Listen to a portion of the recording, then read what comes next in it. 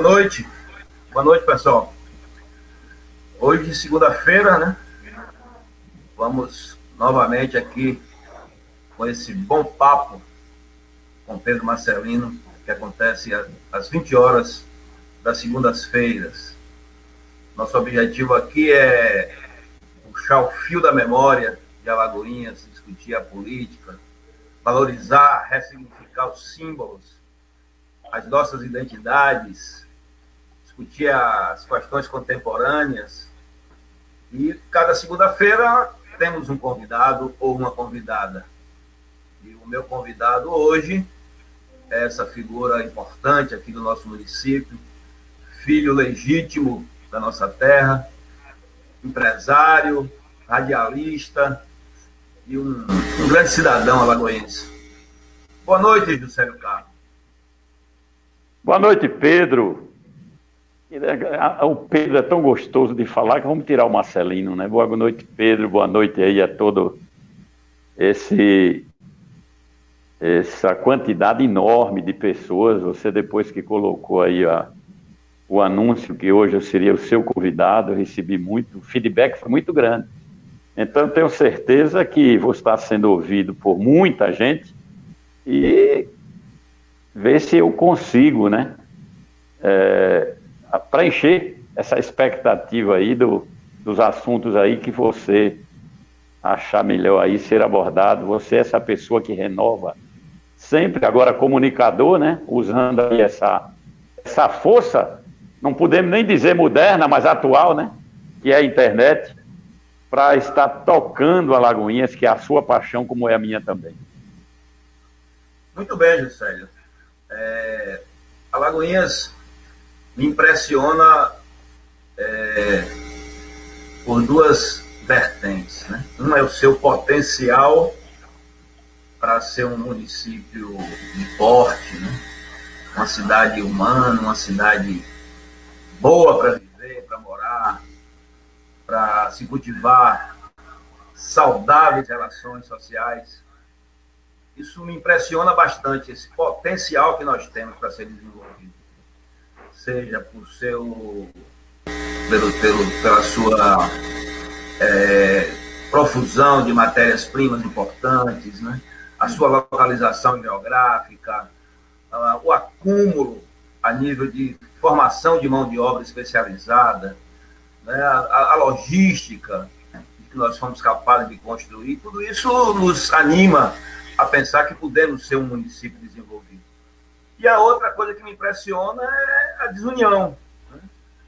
Uma cidade que não tem pauta coletiva, que não tem uma agenda coletiva, que não reúne as suas melhores cabeças para pensar coletivamente, independentemente das questiúnculas políticas. E hoje, a cidade está inquieta, né? Desde que eu anunciei aqui que você seria meu convidado, logo se pensou que uma aliança política já havia sido firmada entre mim e você. Eu quero tranquilizar todo mundo, não tem aliança. Juscelio, eu não vou ser vice de Juscelio, né? Juscelio vai ser meu vice. E nós vamos aqui bater um papo sobre a nossa querida Alagoinhas. Você também enxerga essa desunião na cidade, essa dispersão de energias coletiva para pensar uma cidade, todo mundo junto, independentemente das questões político-partidárias, Juscelio?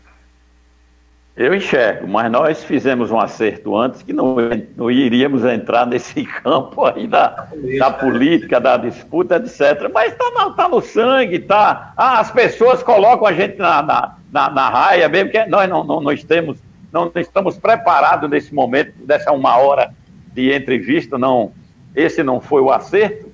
Mas essa desunião, Pedro, eu vejo e eu quis dar um bom exemplo com isso. Enquanto meu irmão foi candidato estava na política, como pretendente a cargos eletivos, eu não entrei em política.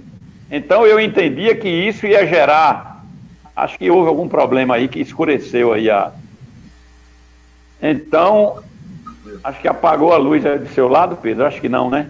Não, pode seguir, tá tranquilo. Aqui apagou tudo. Apagou? Mas aqui apagou. Não, pode prosseguir, você está no ar, legal. Então, Pedro, eu dei esse exemplo. Enquanto o Judélio estava na política, eu permaneci completamente ausente disso para demonstrar que teríamos que ter união. E não era justo que eu fosse me propor a algum cargo eletivo com meu irmão ativo na política. Em 2000, quando ele perdeu a eleição, em 2000, ele disse: eu não perdi a eleição. Eu fui expurgado da política com essa votação e da agora em diante eu sou candidato a viver. Eu achei que deveria participar. Então nós temos uma Alagoinhas, se você olhar bem, desde lá de 59, né? Foi quando foi seu Zease prefeito, 59 a 62. E essas figuras, seu Zease, Murilo, Carneirinho, depois veio o Judélio aí com a Zebra, mas sempre existia esse acirramento. Ah, não, Judélio é do PMDB, é oposição, então não vamos dar nada para Alagoinhas. Tudo passava pelo carlismo, você se lembra muito bem disso. Quem não lesse na cartilha do Antônio Carlos, o município era prejudicado. Então, essa coisa de Alagoinhas se definir bem lá atrás, em não dar a cara para o cabresto a essas figuras, eu acho que acirrou mais a política local e a desunião fica patente até hoje. Mas, Pedro, também falam que Feira de Santana é o contrário. Um dia desse, falando com o Cobé, não é não. As pessoas dizem: não, Feira se une, não é verdade isso não.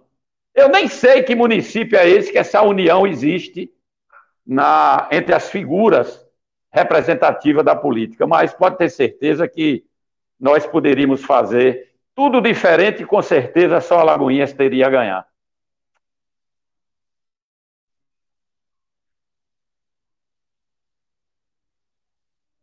Agora fiquei sem som, aí lascou. Quem chega aqui para me auxiliar aqui, sem som, Jerônimo? Ah, voltou. Meu microfone. Repita aí, Pedro. Vamos falar um pouco de Juscelio Carmo. Você nasceu aqui em Alagoinhas mesmo, né, Juscelio? Como é que foi 13 de agosto de 51, pelas mãos da Maria Jaqueira. Nascido ali na estrada do Rio Branco, que batizaram como Avenida Rio Branco, parecendo que estavam fazendo homenagens ao Barão do Rio Branco. A homenagem ao Barão do Rio Branco é lá na Praça do Senai.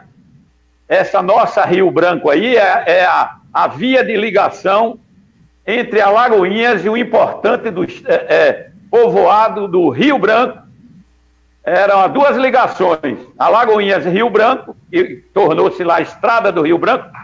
Para ter ideia, Pedro, o trapiche ali do meu pai, o trapiche de fumo, Estrada do Rio Branco, número 1. E a outra estrada era Alagoinhas Araçás, essa hoje aqui chamada de Ayrton Senna. Então, nasci ali, nas mãos de Maria Jaqueira, 13 de agosto de 51. Muito bem. Como é que foi sua infância aqui em Alagoinhas? Você estudou em que colégio? Escola primária? Primário, iniciei a alfabetização no Santíssimo Sacramento.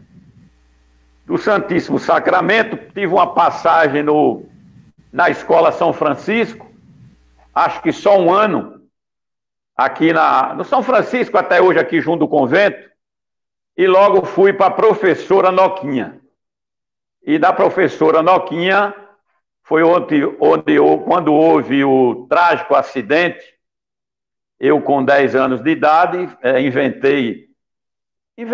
um adulto junto comigo, gasolina não pega fogo na água, e nós estávamos num rio, e aí a gasolina foi jogada sobre o rio e arriscaram o fósforo, o que me restou aí alguns anos aí de paralisação da minha infância, 29 cirurgias plásticas e tal, para recuperar o meu alinhamento de corpo, que ficou todo empenado e tal.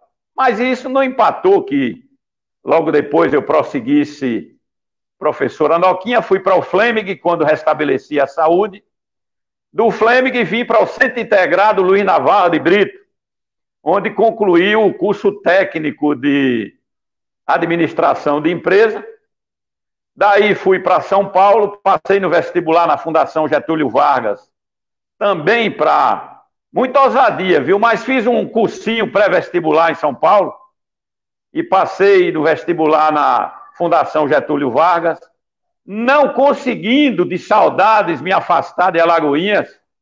Eu dizia a alguém lá, vou para Alagoinhas nem que seja para catar mangaba no tabuleiro. Aí o pessoal, o que é mangaba, rapaz? O que é tabuleiro? E aí vim para Alagoinhas e fui concluir o curso de administração de empresa na hoje Unifax, né, antiga Trabuco, faltando também um ano para concluir. Vim prosseguir minha vida no mundo empresarial e não concluí o curso de administração de empresa. Mas o que eu gosto mesmo de ser chamado é de produtor rural. É o que me dá mais satisfação. Não é tanto radialista, que você sabe que é uma paixão, que fiz também o curso, mas o que mais me satisfaz é quando diz, qual é a sua profissão? Produtor rural. Eu me encaixo melhor com isso aí, apesar de ter uma empresa de mecanização e terraplanagem desde 1980 instalada em Alagoinhas. De novo, sem som. Não sei o que é isso. É ele que não abre o microfone. Vocês foram 4 irmãos, não é, José? Não. São 6 irmãos, 7 comigo. Primeiro, Judete, a mais velha. Aí veio Judélio, que foi prefeito. Judélio Jailton, agrônomo, que mora em Guanambi.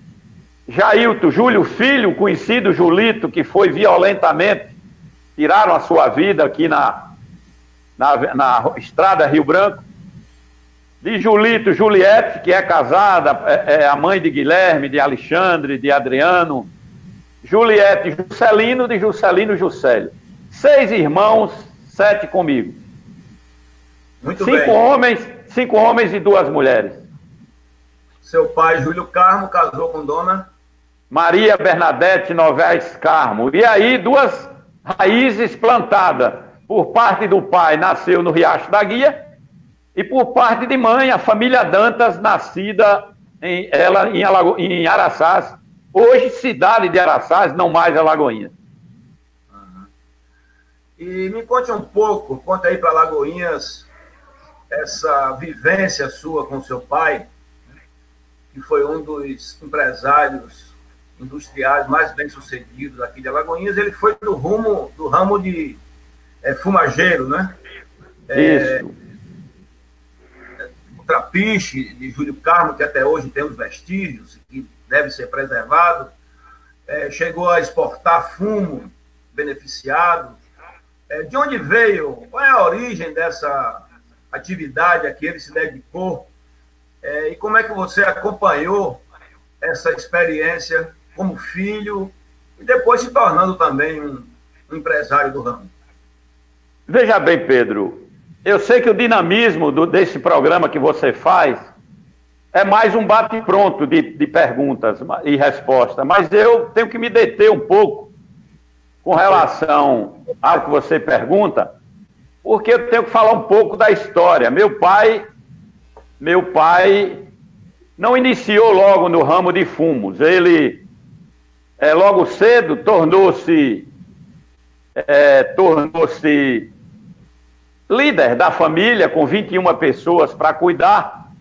Ele foi procurar trazer animais, mais especificamente porcos, dessa região da praia, Monte Gordo e tal, e abastecia Alagoinhas com porcos. Depois foi convidado por meu tio José Feijó, o pai de Maria Feijó, essa poetisa que levou o nome de Alagoinhas muito longe, por isso tem hoje a homenagem aí da Biblioteca Maria Feijó.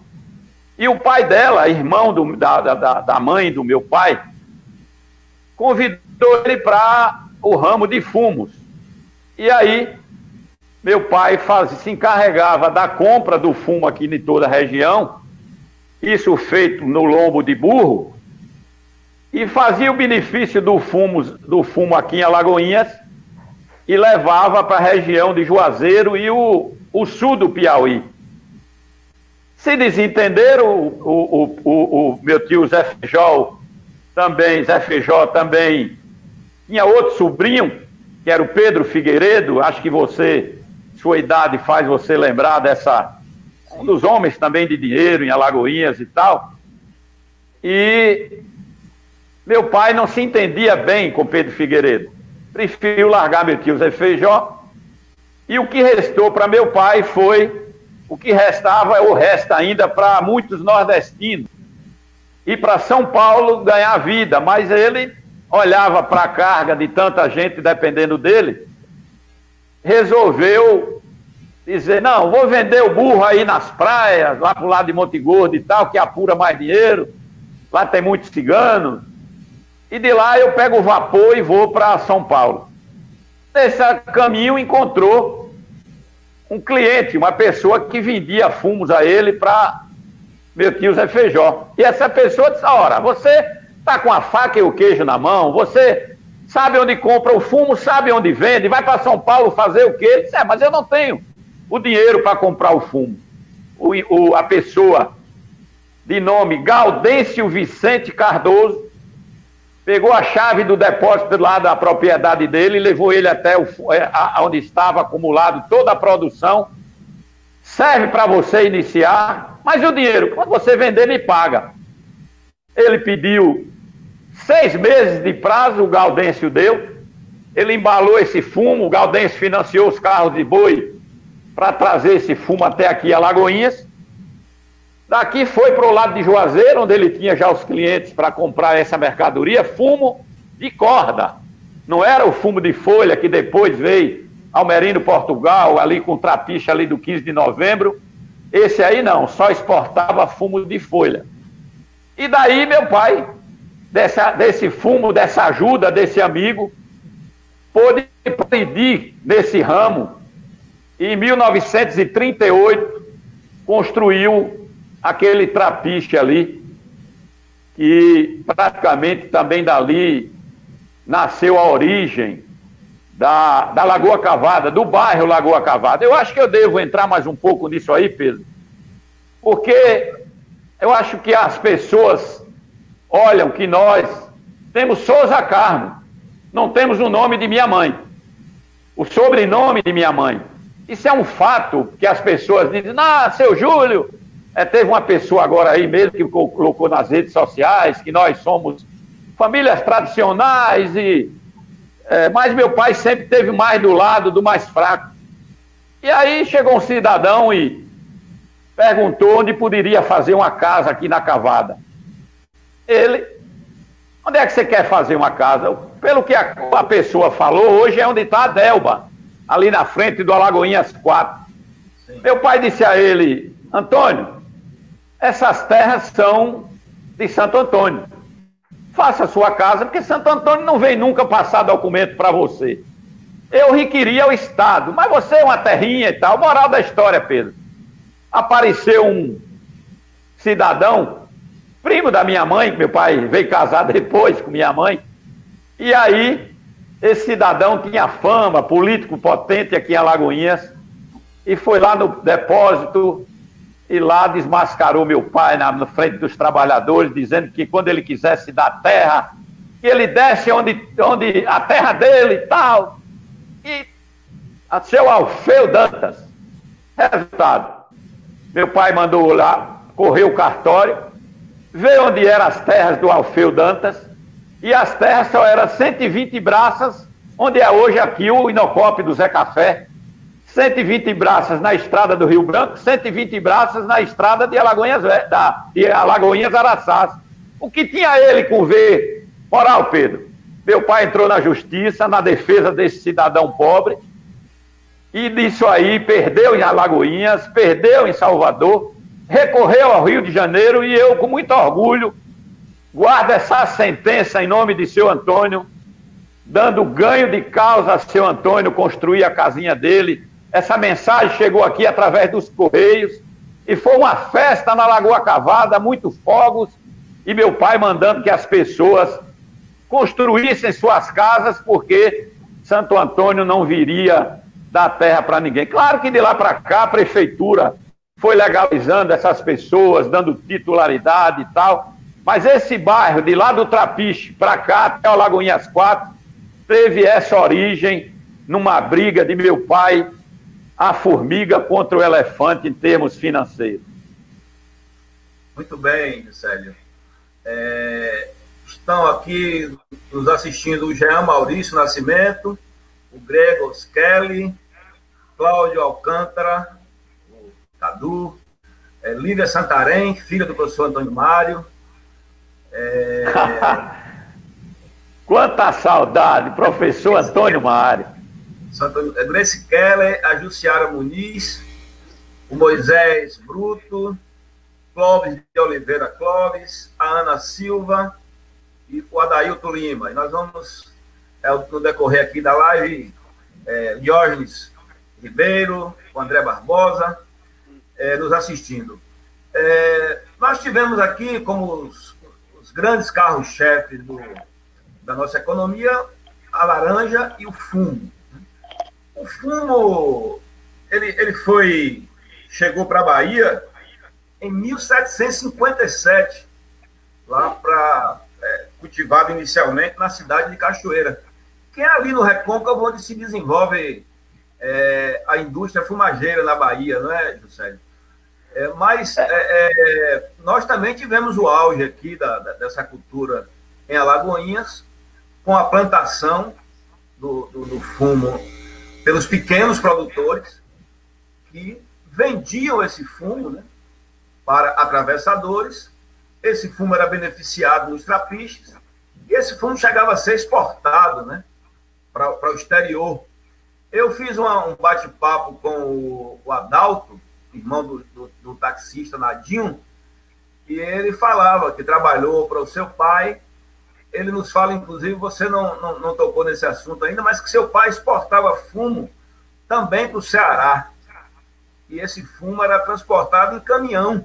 Saía de Alagoinhas e o caminhão levava até o Ceará. Eu queria que você falasse um pouco desse auge, né, da indústria fumageira aqui em Alagoinhas. Tanto o plantio pelos pequenos proprietários, pelos lavradores, como esse fumo chegava aos trapiches, que tipo de beneficiamento ele sofria e como era que ele era exportado, né, para o exterior, basicamente, no início, para alimentar a indústria do charuto. Não é isso? Você que viveu esse período, que teve essa proximidade ali com os negócios do seu pai, e depois também você veio a ser empresário do ramo. Fale um pouco para a gente desse auge da indústria fumageira aqui no nosso município.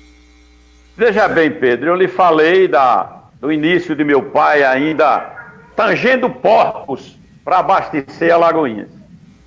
A alavanca do progresso, e eu repito muito isso, que eu vi isso muito do meu pai, veio ser a ferrovia. Quando ele estava com meu tio Zé Feijó, a ferrovia, o carro de boi trazia esse fumo até Alagoinhas, era beneficiado aqui. O beneficiamento desse fumo é você fazer uma seleção de qualidade, e com o mel cabaú é aquele mel produzido da cana-de-açúcar vindo aqui do Recôncavo. Até hoje ainda tem as fornalhas ali no fundo do trapiche, onde era cozido esse mel, tirado praticamente 80%, desidratado, tirado a água, e o fumo recebia todo um beneficiamento com o mel.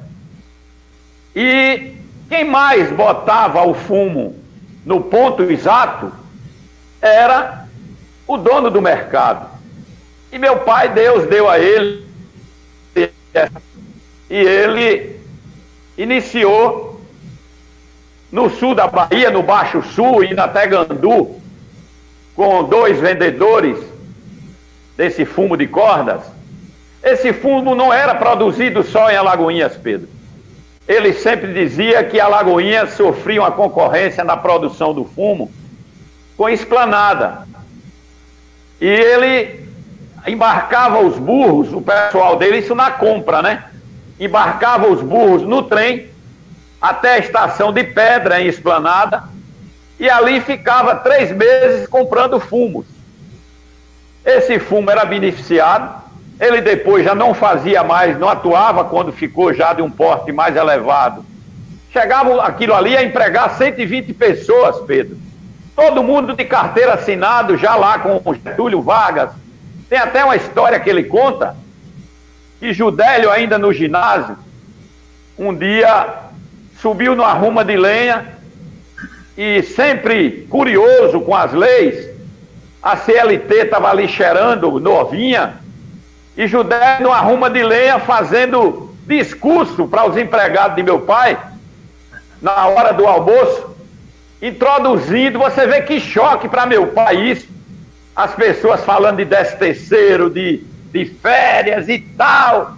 Judélio com, se não me engano, 12 anos de idade, já botando ali, instruindo os empregados dele, a cada um fazer as suas exigências legais, porque meu pai, claro, né, deu um belo puxão de orelha nele, e não que ele fosse descumpridor disso, logo depois ele foi legalizar todos aqueles trabalhadores, aí também já existia os curtumes em Alagoinhas também, com trabalhadores, todos eles legalizados, e aí meu pai expandiu o negócio para, além de Juazeiro e Piauí, abrir uma filial em Recife, e chegou aí a Fortaleza, onde era um dos grandes mercados do fumo daqui da região, do Recôncavo Norte, como nós. Hoje, quando eu ouço falar Agreste, Litoral, que a Lagoinha se classificou, eu digo, eu aprendi na professora Noquinha, que nós éramos Recôncavo Norte, você ali de Igreja Nova, tinha esse orgulho do crescimento de Alagoinhas, ser dos ricos que, abandonando culturas de cana-de-açúcar, adentraram em Alagoinhas várias famílias, adentrando em Alagoinhas por Igreja Nova. Então, nós aqui do Recôncavo Norte, e inclusive Litoral, com Esplanada, esse fumos adentrava lá até Fortaleza. E meu pai era daquele tipo de gente que não admitia ilegalidade. Aí veio o governo Juscelino Kubitschek, e com a industrialização do país, a Willis Overland do Brasil construiu rurais, que eram as caminhonetes fechadas, e as caminhonetes abertas. E aí, produtores ou atravessadores mais espertos começaram colocando esse fumo nessas caminhonetes sem pagar imposto, e de contrabando invadiram primeiro o sul da Bahia e depois o lado de Juazeiro, e chegando até lá ao Ceará. E aí, Galdino, que era o pai dos meninos aí que se acaba de falar, morando ali em Santa Terezinha, seu Galdino, que era meu pai também tinha um caminhão, se não me engano, o que seu Galdino dirigia era um caminhão GMC, o meu pai era um Ford, 1949, importado. E aí, essas viagens não eram mais possíveis, porque as caminhonetes invadiam essa região vendendo fumo mais barato, sem pagar imposto. E aí ele tinha aquele refrão: o diabo carrega o negócio que não dê para pagar imposto. Moral da história: isso levou a um homem semi-analfabeto. Eu não sei, duas coisas me admiravam em meu pai: ler o jornal à tarde todos os dias, e o saber se comunicar, o saber se expressar. E ele dizia que ganhou isso na Universidade do Mundo. Nessas andanças, ainda com meu tio Zé Feijó, topou uma vez com Lampião, sofreu algumas amarguras, mas terminou com a comunicação dele se ajeitando com Lampião. Mas com a invasão do contrabando, fez meu pai, que até hoje eu não sei como, virar um exportador de fumos para a Europa. E veja bem, Pedro, desenvolver uma tecnologia para o fumo que ele exportava esse fumo para a Alemanha e esse fumo era conservado lá em câmaras frigoríficas. E ele botava esse fumo aqui, 4, 5, 6 anos, fazia uma mistura com cravo, com mel de cabaú desidratados, e para seu governo, até hoje, ainda existe esse fumo aqui nos tanques, ali no Trapiche. Você corta só com um machado, porque ele formou uma casca em volta dentro do tanque, parecendo um requeijão, e quando você chega no miolo, ele ainda está com aquele cheiro que dá vontade de comer. Então esse fumo ia para a Alemanha, não sei como passava para as minas, as exploradores de minério, e aqueles professores, usando guarda-pó, tomavam aquele fumo como rapé. E esse fumo chegou ao ponto, já depois, próximo da morte dele, eu ainda fiz 3 exportações, mas o combate ao tabagismo na Europa tão violento, que o último embarque que eu fiz, os nossos importadores da Alemanha, que tornaram-se amigos familiares nossos, até hoje nos comunicamos, disseram que o próximo embarque só 20 anos depois. Quando a Alemanha unificou, ainda houve uma tentativa de mais um embarque, mas não foi possível. Então, esse homem, Júlio de Souza Carmo, semi-analfabeto, para não entrar na curriola dos contrabandistas, descobriu um mercado que aí foi pagar imposto, além do imposto municipal, o estadual e também o imposto federal, com a importação que fez desde 1974 até 1990, quando morreu, e eu ainda levei até 1995. Então, você me perguntar como ele entrou nisso, é a comunicação dele com um homem chamado em Salvador, Paulo Van Zinger, um alemão, que está morando em Salvador, terminou fazendo meu pai criar essa amizade.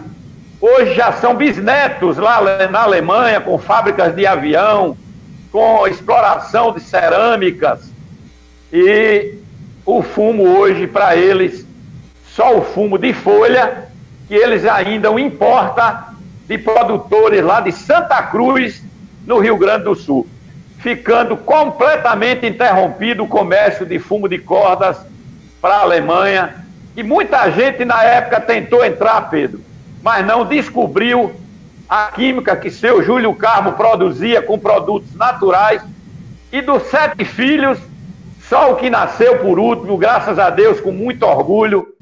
Se eles quisessem renovar hoje e receber essa mercadoria, eu ainda tenho essa fórmula e sou capaz de fazer exportação nos mesmos moldes que meu pai fazia lá no ano de 90, quando morreu. Ô, Ricélio, o Diógenes Ribeiro, a Walterlícia Almeida, dá uma boa noite pra gente. O Diógenes Ribeiro, da Casa Marabá, o Célio tem muita história para contar. Manda um abraço para você. A Samara Braga, também nos assistindo. Boa noite, camaradas. Jabá Barbosa. Pedro Carismático, sempre gentil. Boa noite. Obrigado, Jabá. O Genivaldo Bispo, agente de desenvolvimento do Banco do Nordeste, acompanhando esse papo bom, dizer. O Givanildo vai, inclusive, encarar aí um mestrado. Ele vai trabalhar essa temática aí da cultura do fumo. O Cláudio Alcântara, Pedro, depois combine com Juscelio para você conhecer, para colher a história da família. Vai dar um livro maravilhoso. Eu conheço, talvez meia página. O meu avô era amigo, irmãos, tenho orgulho disso. Cadu. André Barbosa também nos assistindo. A Walterlícia Almeida. Uma boa noite para todos. Juscelio, de fato, nós temos muito pouco escrito sobre a indústria fumageira. Aqui em Alagoinhas tem um pessoal que faz um trabalho extraordinário, né, pesquisando aspectos da vida de Alagoinhas. Eles estão agrupados no GPEA, né, que é o Grupo de Pesquisadores de Alagoinhas. A Eliana Almeida, o Ed, já tem trabalho do Carlos Nassar, do Moisés, enfim, da Aline Nayara. Tem uma série de jovens pesquisadores que vão dando conta, né, da reconstituição desse passado histórico de Alagoinhas, ressignificando e trazendo luz, né, para a história de nossa cidade. A indústria fumageira tem pouca gente estudando.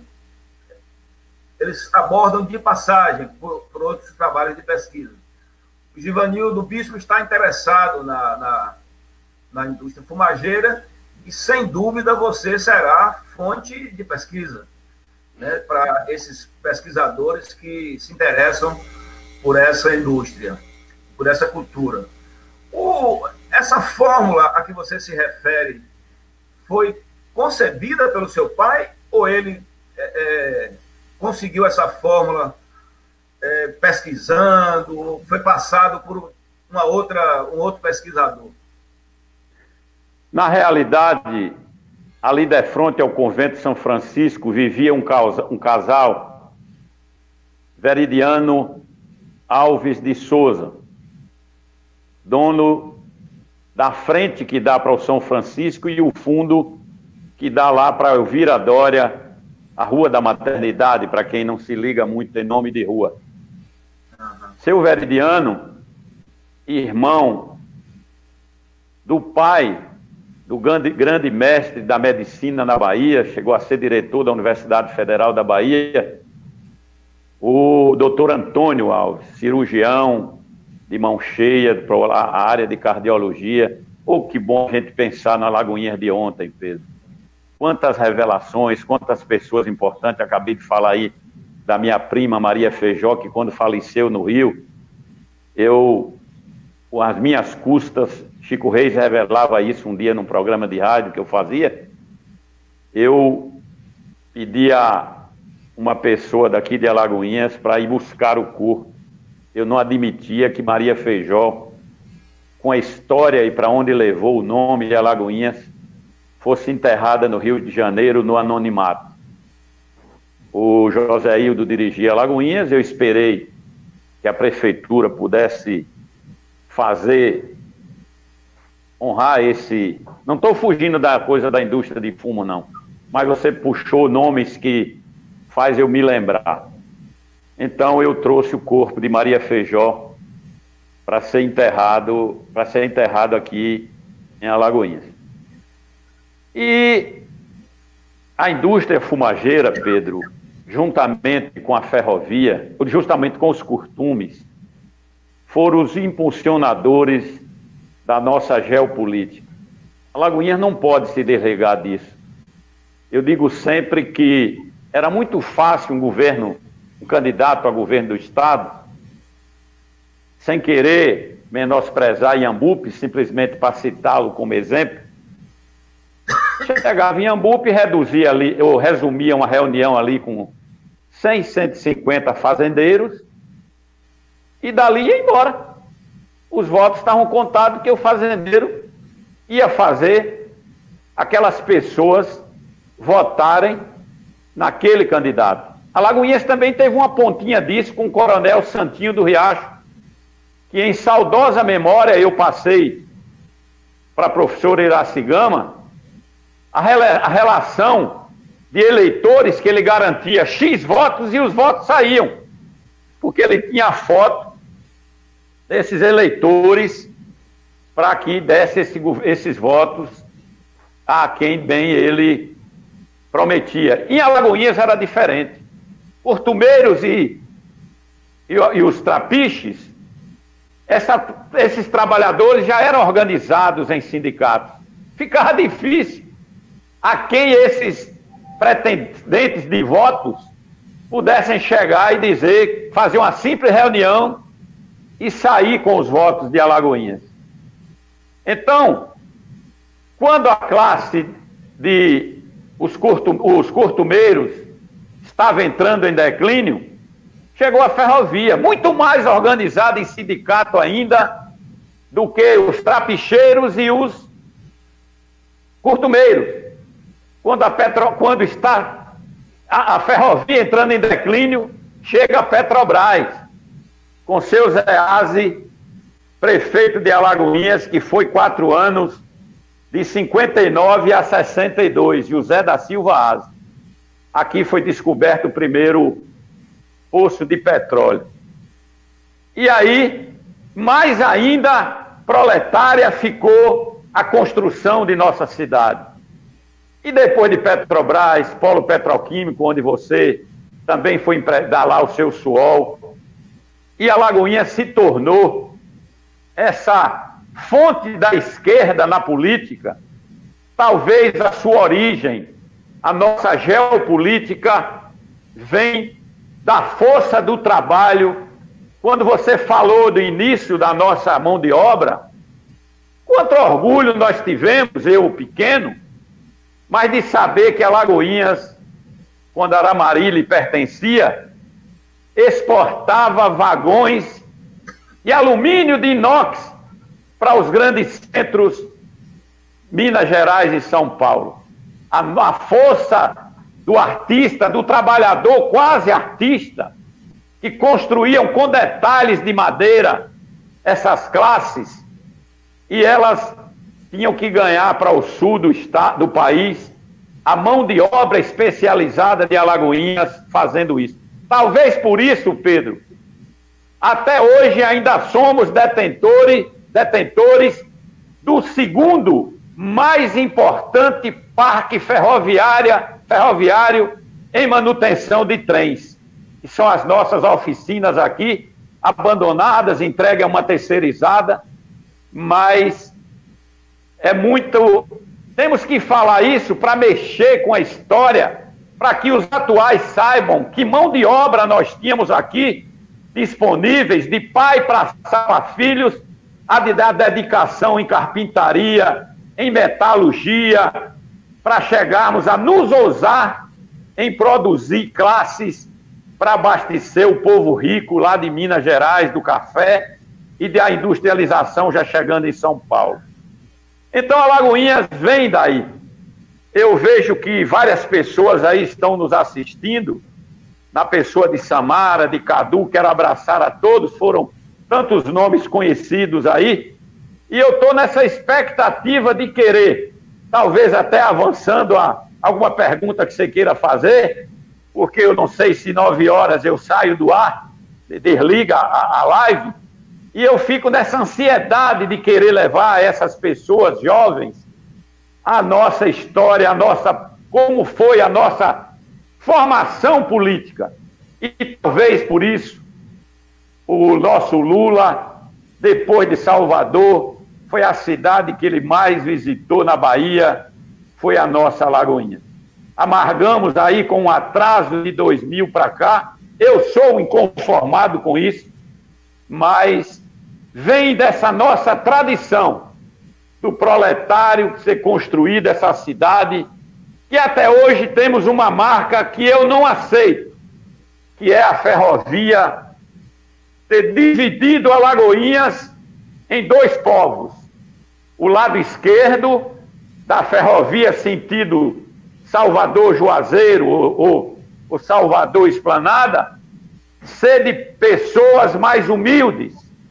Aí Alagoinhas tendo para lá mais de 50% da população morando, até hoje não apareceu uma cabeça política que fizesse a integração de toda a região, que eu chamo Barreirão, envolvendo Praça Santa Isabel, o coração do ferroviário alagoense, até as pessoas que nascem, Pedro, do lado de lá da nossa linha ferroviária, quando ganham um dinheirinho, vem comprar casa do lado de cá.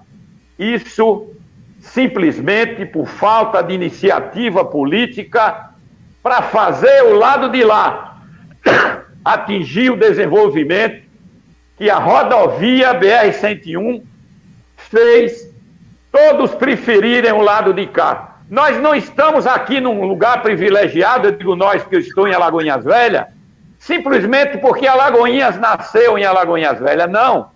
Aqui tem uma expectativa de crescimento que é a BR-101, 110.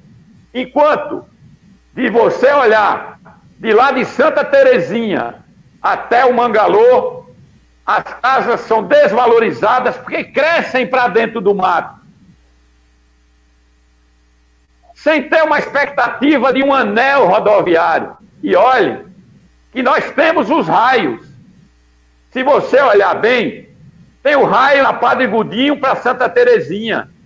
Tem o raio da Paulo Afonso seguindo ali para a Reformadora de Pneus. Tem o raio da Ayrton Senna seguindo aqui em Alagoinhas Velhas. Tem o raio da Wagner, Juraci Magalhães, se estendendo lá para a BR-110. Temos o raio do Mangalô. Aí eu pergunto, cadê o anel? Cadê a jante desse raio? Será que nós não merecemos, em tendo duas BRs federais cortando Alagoinhas, nós ainda amargarmos em ver carretas carregadas de carvão, carretas carregadas de poste, passando no nosso centro e passando na frente do Banco Itaú, por exemplo? Não, é preciso criar um anel rodoviário, e você falava da união dos políticos, para que a cidade nem só valorize as residências do lado de lá, como possa fazer essa integração entre os dois lados, que a alavanca do desenvolvimento, que foi o trem, que foi a ferrovia, criou esses dois povos, Pedro. Muito bem, Juscelio. Saudar aqui a Jussiara Muniz, que está nos assistindo, a Maria Tereza, ela disse que são boas histórias, estamos aqui ouvindo do Juscelio. O Fernando Santos, abraço, Pedro Marcelino e Juscelio Carmo, homens que fazem a diferença na política de Alagoinhas. A Costa da Madeira, Givanildo Bispo diz, o Trapiche era uma unidade de beneficiamento ou um entreposto comercial? Pergunta para você aí, Juscelio. Se ele poderia descrever um pouco o Trapiche, quantas pessoas trabalhavam, quantos atuavam em Alagoinhas? Você quer que eu repita a pergunta do Givanildo? Não, anotei já. Anotou. Samara Braga, falou tudo, Juscelio. Está te elogiando aqui. Juscelio, vamos então responder a pergunta aí do Givanildo. A professora Lívia Santarém, a filha do Antônio Mário, diz o seguinte: a professora Malquinha não estava errada. Alagoinhas faz parte, geograficamente falando, do agreste baiano, mas situa-se geomorficamente, relevo, sobre os tabuleiros do recôncavo baiano. Um grande abraço para o senhor Juscelio. Nos escritos de Milton Santos também a gente encontra, né, essa realidade escrita na sua obra. Então você responde a pergunta do Givanildo para a gente prosseguir.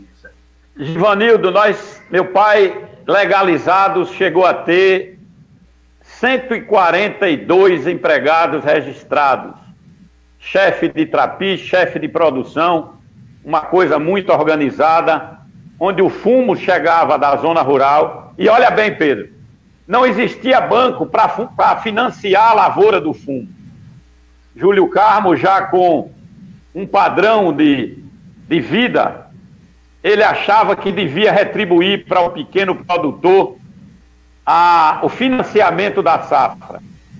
Eu me arrependo muito de ter deixado caiarem, pintarem as paredes, onde lá estava estipulado na parede do trapiche, como se fosse um contrato, onde cada trabalhador, plantador de fumo, podia levar emprestado, muitas vezes sem assinar nenhum papel. Bastasse ele dissesse que ia plantar uma tarefa de fumo, estava lá estipulado quanto ele tinha de direito de levar em dinheiro para custear aquela lavoura. E o compromisso dele era poder vender esse fumo a Júlio Carmo. Se ele procurasse o Coronel Santinho do Riacho, que era um dos concorrentes de Júlio Carmo, eu estou falando Júlio Carmo porque a firma assim era chamada, a firma era individual e a marca era Ju Carmo. Inclusive essa marca foi aproveitada para exportação para a Alemanha e para a África. Então, a marca Ju Carmo. Meu pai, Pedro, eu tenho que revelar isso. Era um homem que enxergava, ganhou dinheiro aqui, e ele dizia: eu não ganho dinheiro em Alagoinhas.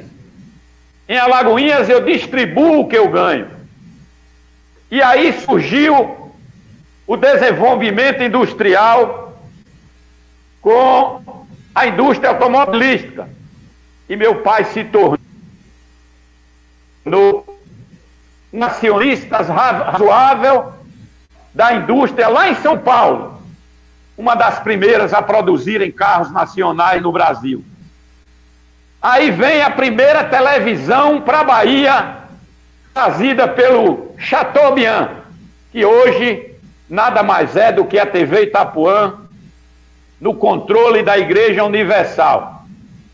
Se os amigos que estão aí na live quiser fazer uma pesquisa agora, busque na TV Itapuã quem são os seus proprietários e vão ter orgulho de saber que esse semi-analfabeto Júlio de Souza Carmo é o segundo dono da rede Itapuã, da televisão Itapuã, tendo comprado ações ainda lá na fundação da TV Itapuã, ainda no controle do Assis Chateaubriand, que depois vendeu aos Diários Associados.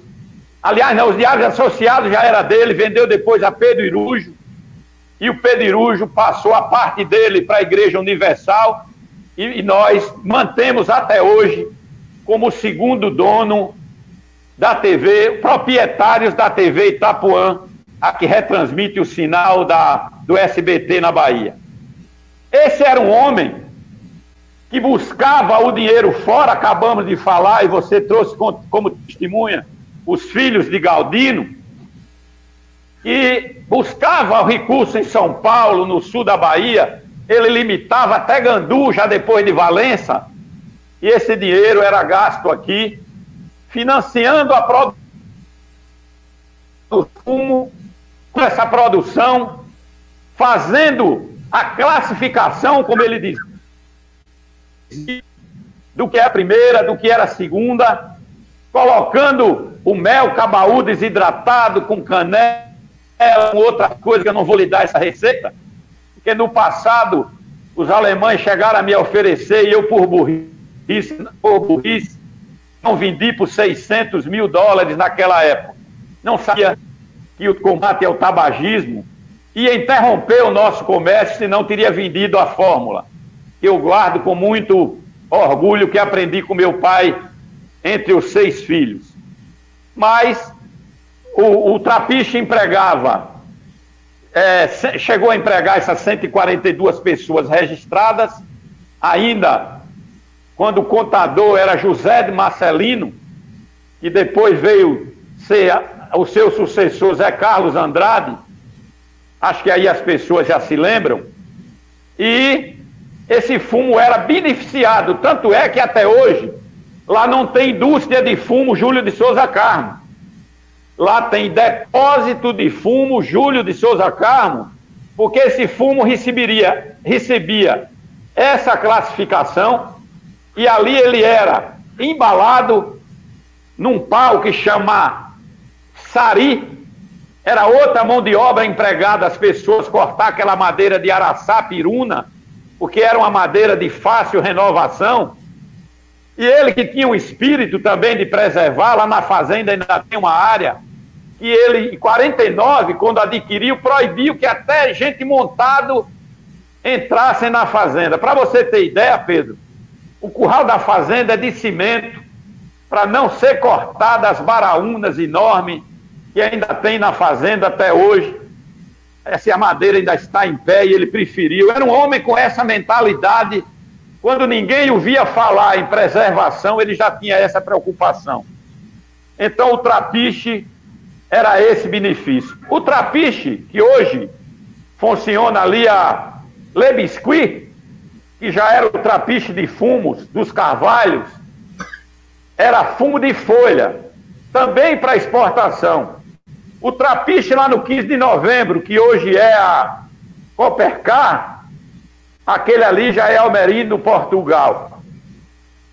Alguém falou aí que está fazendo um trabalho, um estudo sobre o fumo na nossa região. Eu aconselho a procurar um homem que tem 60 anos na área de fumos, vem da Suerdic, o fumo que, o charuto que praticamente enfrentou em testes, em sabor, em aroma, ao charuto cubano, esse charuto brasileiro, da indústria Suerdic, comprava esse fumo aos carvalhos. Já ao lado do 15 de novembro, naquele enorme galpão lá onde hoje é a Copercar, lá é Almerindo, Portugal.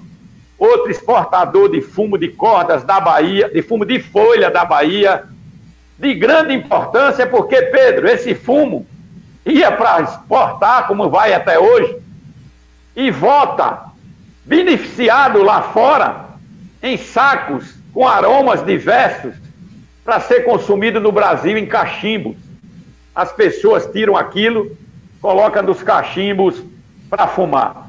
Mas esse cidadão que trouxe a chaba para Alagoinhas ainda está com uma pequena fábrica no Petrolar e foi combatido, Pedro, uma injustiça que fizeram com esse cidadão, chegando a levar para o aterro sanitário, como se esse ramo que tanto desenvolveu Alagoinhas, esse homem tinha mais de 40 empregados ali na chaba, e os órgãos de meio ambiente do Estado levaram R$1 milhão dessa empresa para ser destruída no nosso aterro sanitário.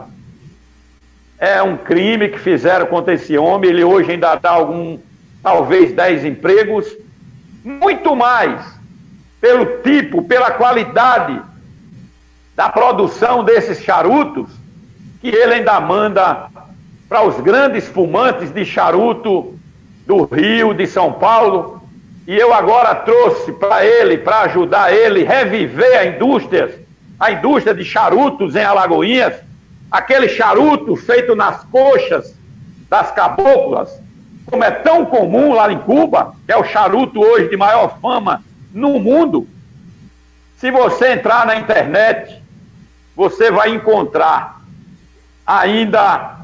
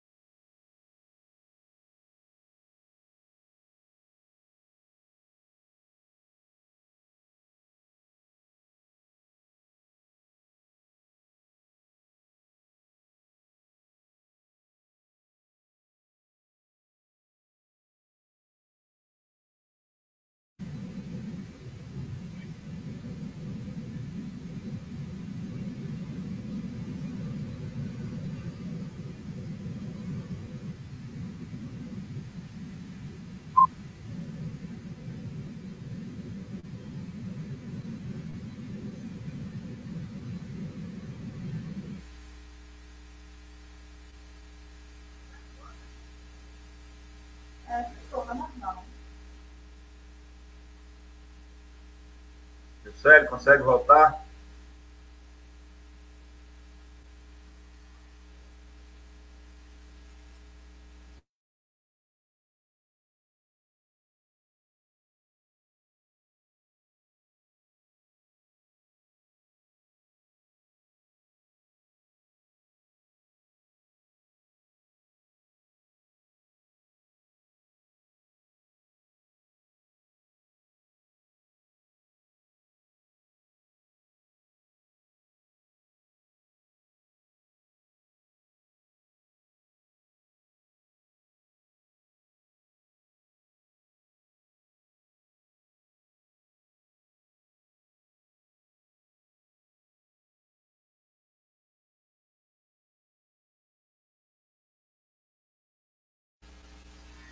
Então, pessoal, vamos ver se o Juscelio resolve aí o problema da conexão e volta.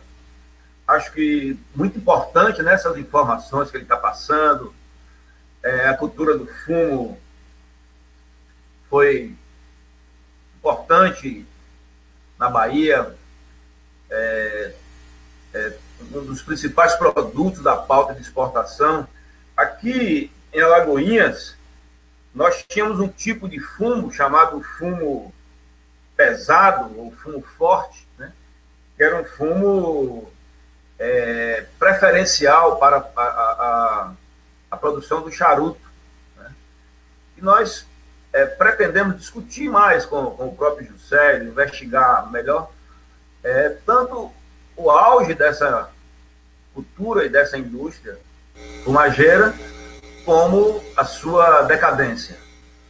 Evidentemente que o tabaco está muito ligado às questões também da saúde. Um dos motivos da decadência foi a Convenção Quadro, né, que a Organização Mundial de Saúde, junto com os governos, acertadamente, também fez uma campanha muito vigorosa, né, contra o tabagismo, por conta dos problemas de saúde que o cigarro e o charuto acarretaram para a humanidade. Mas o fumo ainda é plantado aqui em Alagoinhas, né? Alagoinhas, a última pesquisa que eu fiz, Alagoinhas ainda era a terceira cidade maior produtora de fumo, atrás apenas de Cachoeira e São Félix. Portanto, é uma cultura que gera muita renda, né? Porque é produzido basicamente por pequenos lavradores, e é uma cultura consociada ali com o milho, com o feijão, com a mandioca. Portanto, não se pode perder de vista, né, essa atividade econômica e esse produto agrícola aqui na nossa cidade. Teríamos outros assuntos aí para conversar com o Juscelio, né? A questão do desenvolvimento de Alagoinhas, a mobilidade urbana, os problemas, as questões ambientais, mas o problema aqui da conexão nos deixou impossibilitado de prosseguir nessa conversa.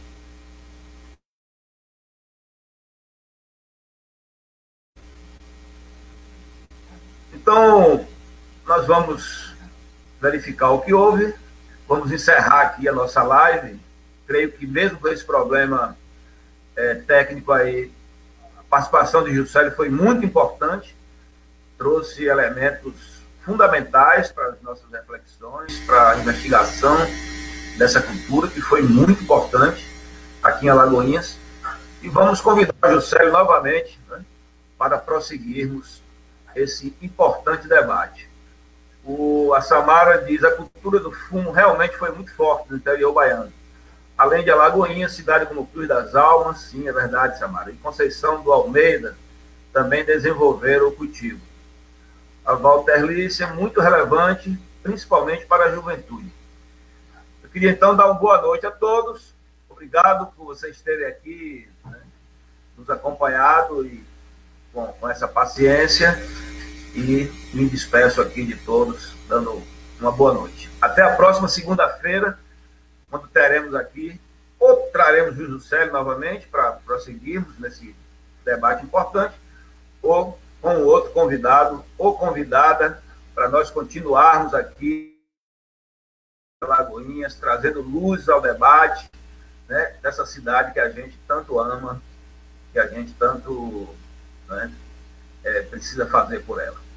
Boa noite, pessoal. Muito obrigado.